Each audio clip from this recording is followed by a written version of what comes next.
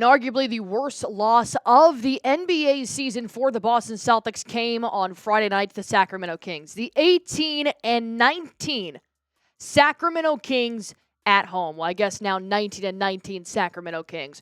114-97 to the point where Joe Mazzulla took out the starters in the last few minutes and just put in the bench players. We have not lost this season by 10-plus points. And we just came back from a very tough Western Conference road trip where we only lost one game. You beat the Houston Rockets. You beat the Denver Nuggets without Nikola Jokic. You lost to the Oklahoma City Thunder. Then you come home to face a Western Conference team and you get annihilated. You get embarrassed on your home court against the Sacramento Kings. And the number one thought that I had in my head that I was very concerned with that made me want to hop on here, give my takes on this post-game video here, is what would the Boston Celtics last year say? Because there is no way the Boston Celtics would have won this game last year.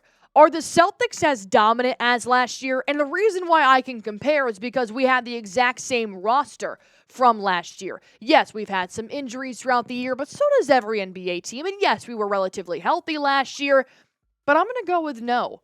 And I'm going to tell you why. It's not because of their skill set. It's because they don't seem like they want it as much this year, which is kind of infuriating to watch. Because if you have the same talent that you did last year, the only thing you need is grit and drive and a chip on your shoulder. And there were certain plays tonight where I looked at myself and I said, you know what, that's not the Celtics that we have grown to love watching over the last year. And there were specific plays that happened tonight that made me think that. Number one, coming in here, see the score? You're losing 84-79 in the fourth quarter. Do you see Sabonis taking that three at the very top? Yeah, I bet you do. Do you see the four Boston Celtics players inside the three-point line not even defending the shot? And you know what's even worse is that this was the play before the Sabonis shot. Malik Monk wide open with 9 minutes left to go. Wide open for three. Jaylen Brown stagnant in the paint. Pritchard covering his man. Drew Holiday covering Sabonis, which is fine. Cover Sabonis. Yeah, that's good. That's a good play. But then you don't even cover him because then he step backs, and this is back-to-back wide open threes against two of the best scorers on the Sacramento Kings. Keep in mind, there was no De'Aaron Fox in this ballgame. This was single-handedly the worst game I have seen from the Boston Celtics. This play alone, Booze took over in TD Garden. And I'm actually kind of glad that they did, because what I saw in that performance, it deserved booze. And I know I might be going a little bit overboard here, because when you look at what Sabonis did, I mean, he had an NBA historic night.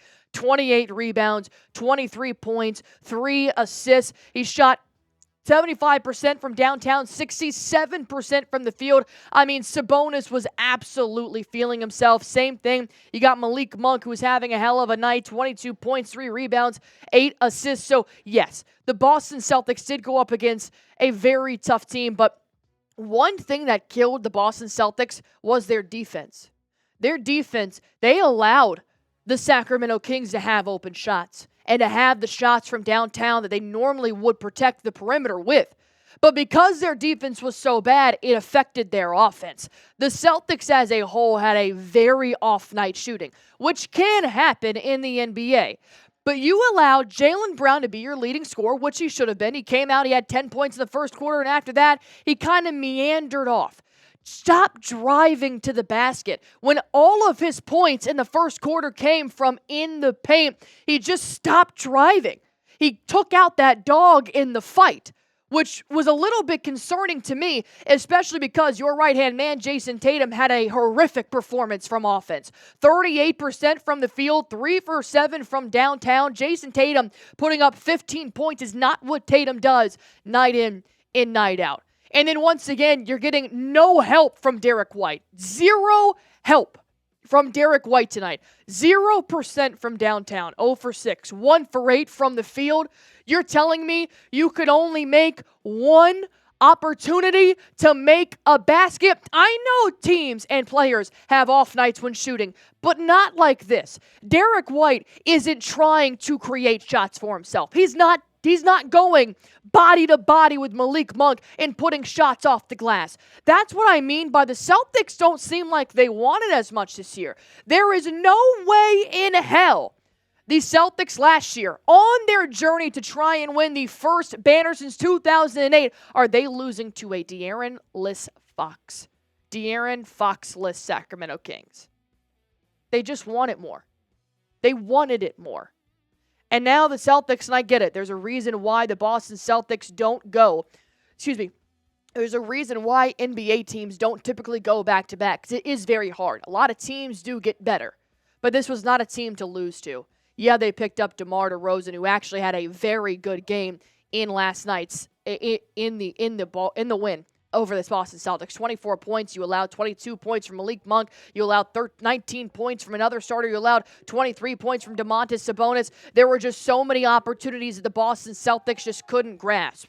And then you had 9 points coming in for Peyton Pritchard, 1 for 7. He's been hot and cold coming off the bench. I think we're getting to a point now where the Boston Celtics may need to look for external help by the trade deadline, because what this team is putting up right now, they look complacent.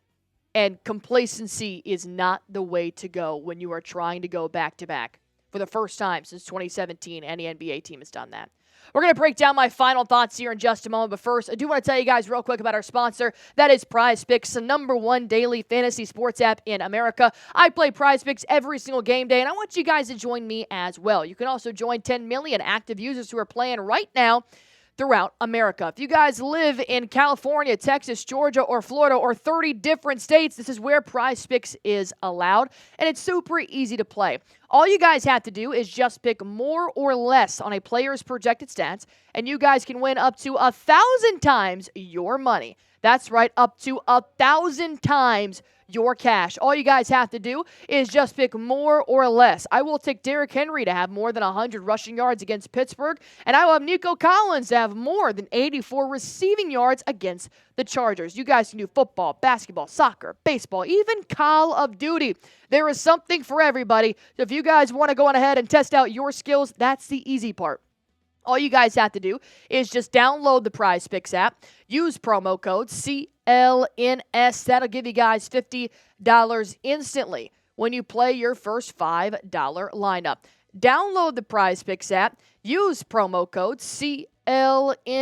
That'll give you guys $50 instantly when you play your first $5 lineup.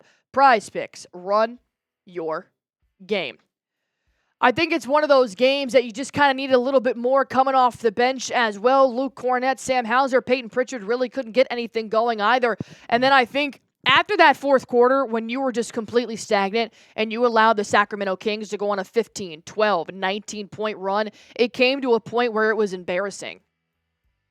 I'm okay with losing. I really am. But when you lose in a fashion that looks like you gave up, I'll never be on board with that. And I do have to give credit to the Sacramento Kings. They wanted it more. And I'm starting to notice that in some of these Boston Celtics losses. Just to really jump back here for a quick second in the most recent losses, because in December, they went 8-6. Still a winning record for the month, but a little more losses than I would have predicted for Boston at this point in the season. The Orlando Magic, they looked like they were playing Game 7 of the NBA Finals. And that was on December 23rd, where they were gritting their teeth, vying for every ball, taking every shot they possibly could, where Boston was kind of like, you know what? Our defense really isn't in it tonight. Shots really aren't falling. Next game. It's going to start to catch up with you. Because right now, if you ask me, can the Boston Celtics take a Western Conference team in a 7-game series? I'm going to say no.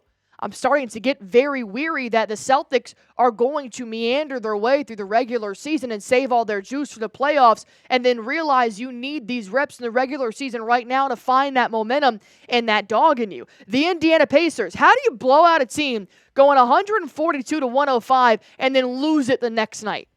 Lose it the next night against the Pacers 123-114. You don't want it bad enough. You don't want it bad enough. The only losses we typically saw last year from Boston was when they were tired, back-to-backs. Or they just lost a really competitive game. But now you're losing games where you just look at the Celtics offense and defense and you're thinking, damn, this really isn't the team that is putting in the effort that they were last year. So the good news is there's plenty of time to turn it around, and I may just be a Debbie Downer because this was a game that I thought should have been garbage time for the Celtics. You should have put the players in garbage time because you were blowing the Kings out. They were 8-7 on away games. They were 18-19 in the regular season, and now you just tied them up 19-19, and you fall to 27-11. Do they not realize they're still fighting for the number 1 seed in the Eastern Conference? Do they not realize that they're not 13 games ahead and can afford a loss like this? You're not even the top seed in the Eastern Conference right now. If you want to play stagnant like you did because you had the record you had last year and it's April, sure. But in January, when you're not even the first team in the conference, I have concern about that. And if you guys do too, grade your level of concern with Boston. Scale it 1 to 10 in the comment section down below. I'm going to go with a solid 6 right now. There's a lot of games left. And there are many, many opportunities for the Boston Celtics to still prove that they can go back-to-back. But if they play like this against the Kings, why bother? Why bother? And it's unfortunate because Boston doesn't have the luxury to possibly bring all these players back. So it's win. It's win now.